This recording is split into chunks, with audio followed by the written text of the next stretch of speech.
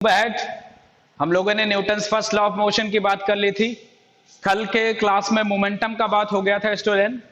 Momentum के बारे में हमने बता दिया था। आज स्टूडेंट जो हम लोग बात करने वाले हैं वो Newton second law of motion की बात करेंगे स्टूडेंट्स। हम लोग बात करेंगे किसकी? Newton second law of motion. Heading डाल दीजिएगा, Newton's second law of motion. Student ये आपका है heading, Newton's second law of motion की बात करेंगे स्टूडेंट्स। तो सारे लोग हेडिंग डाल देंगे, फिर हम लोग आगे बढ़ेंगे। Newton's second law of motion, ठीक।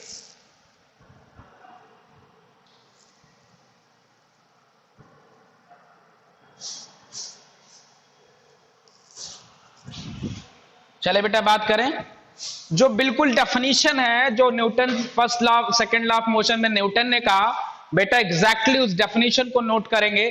उसके बाद हम और डेरिवेशन करेंगे इसका कि एक्चुअली है क्या। तो न्यूटन ने कहा था बेटा, डेफिनेशन लिखेंगे second law of motion, the rate of change of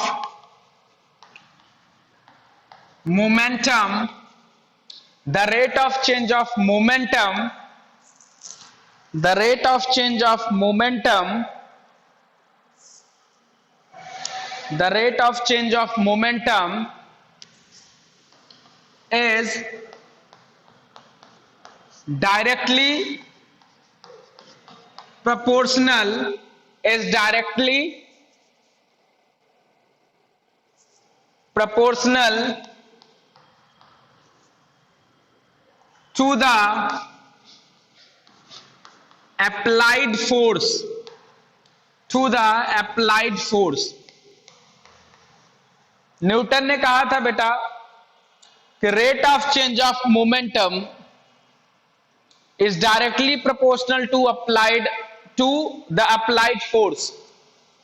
rate of change of momentum, momentum का rate of change directly proportional होता है अप्लाइड फोर्स के। क्लियर हो रही है बात?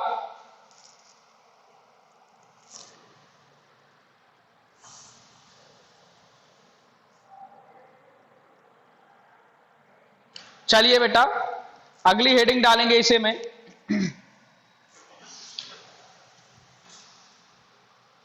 अगली हेडिंग को नोट करेंगे स्टूडेंट्स, न्यूटन के सेकेंड लॉ ऑफ मोशन से फोर्स का इक्वेशन आता है।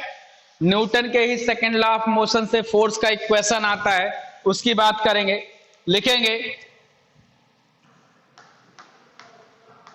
डेरिवेशन, स्टूडेंट्स लिखेंगे derivation of the expression F is equal to ma। बेटा F is equal to ma जो एक्सप्रेशन है, इसका डेरिवेशन करेंगे हम लोग। We will do the derivation F is equal to ma। F is equal to ma, ये Newton के second law of motion से ही आता है स्टूडेंट। ये न्यूटन के सेकेंड लॉ ऑफ मोशन से आएगा।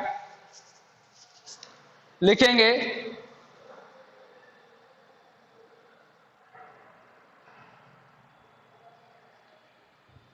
let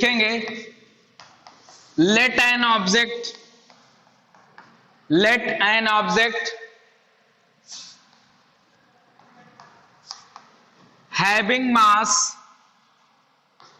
m, let an object having mass m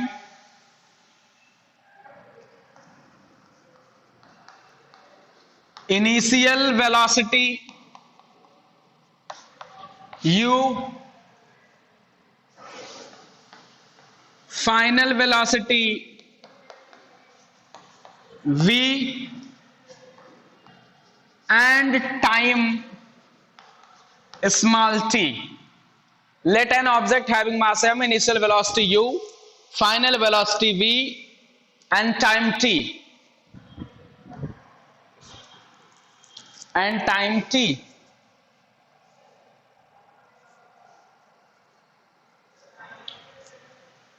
Then initial momentum of the body P1 is equal to mu. P1 is equal to mu. Final momentum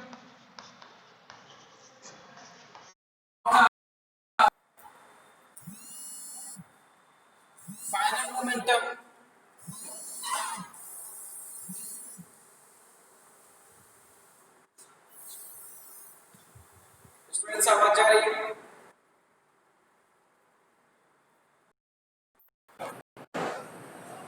students आवाज आ रही है बेटा? hello, okay. Then initial momentum of the body P1 is equal to mu. Final momentum of, यहाँ पे body क्या object लिख लीजिए आप, ऑब्जेक्ट लिखिए बेटा, of the object. Final momentum को P2 मान लीजिए और फाइनल वेलोसिटी V है तो फाइनल मोमेंटम mv हो जाएगा। इनिशियल वेलोसिटी u है तो इनिशियल मोमेंटम mu हो जाएगा। मैंने आपको बताया था जो मोमेंटम होता है बेटा वो मास इनटू वेलोसिटी होता है। मास इनटू वेलोसिटी, इसको मैंने कल ही बता दिया था बेटा आपको। ठीक है, इतनी बात आप कर लेंगे।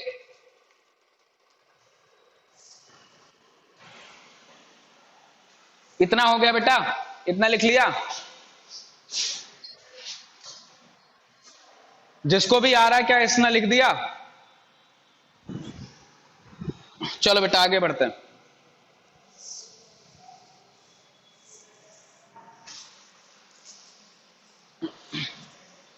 लिखेंगे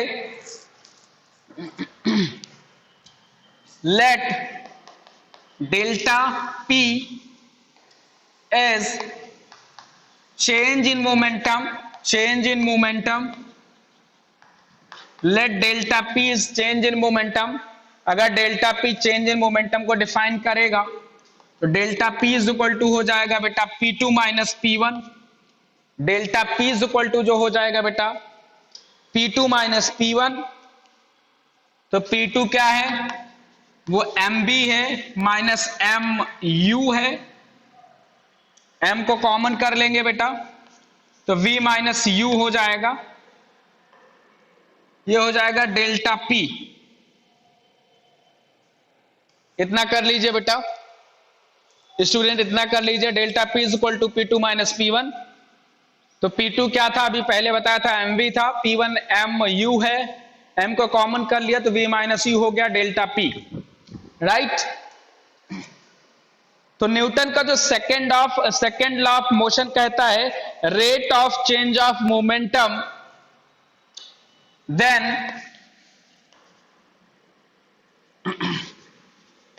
rate of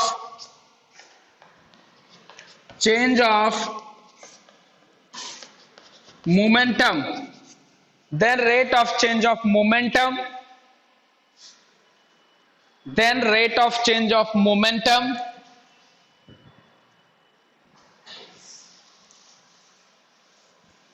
rate of change of momentum delta P upon T is equal to m v minus u by T हो जाएगा बेटा।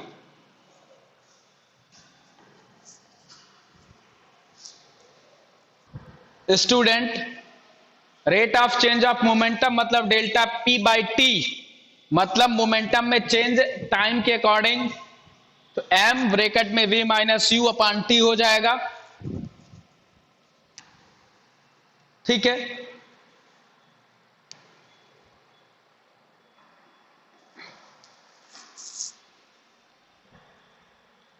लिखेंगे बट वी नो, लेकिन हम जानते हैं v minus U by T is equal to A क्या है बेटा, acceleration. v minus U by T, ये एक्सेलरेशन होता है बेटा। इसको हम लोग इक्वेशन फर्स्ट मान लेते हैं, इसको हम लोग इक्वेशन फर्स्ट मान लेते हैं।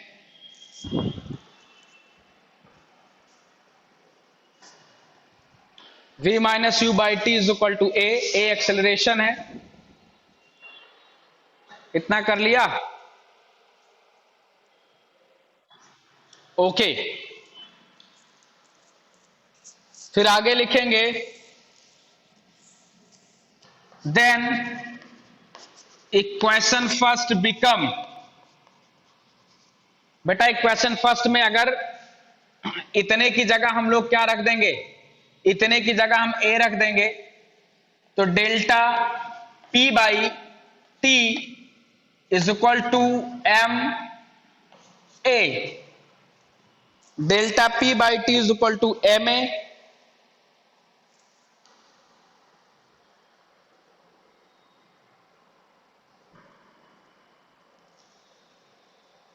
ठीक है, delta P by T is equal to क्या हो जाएगा, M A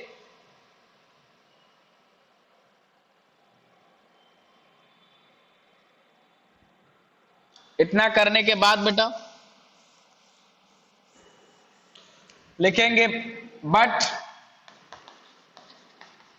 according Newton's second law of motion, but according Newton's second law of motion, applied force proportional to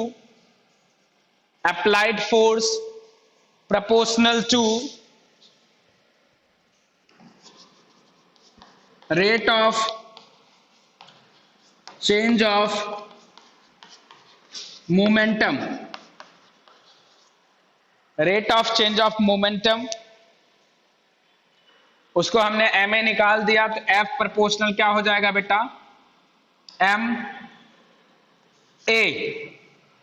proportionality का मार्क लगाओगे तो एफ इज इक्वल टू हो जाएगा के M A, where के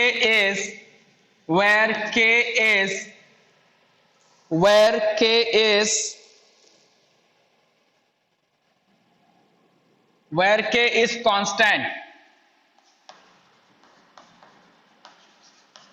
where k is constant।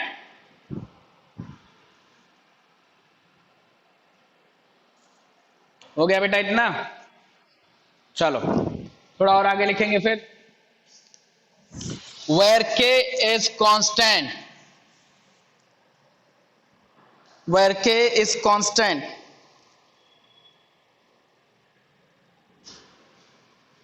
but when k is equal to 1 then f is equal to ma।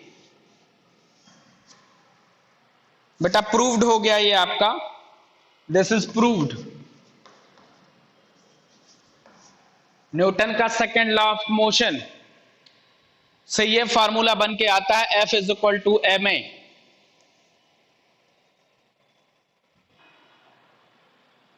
Clear?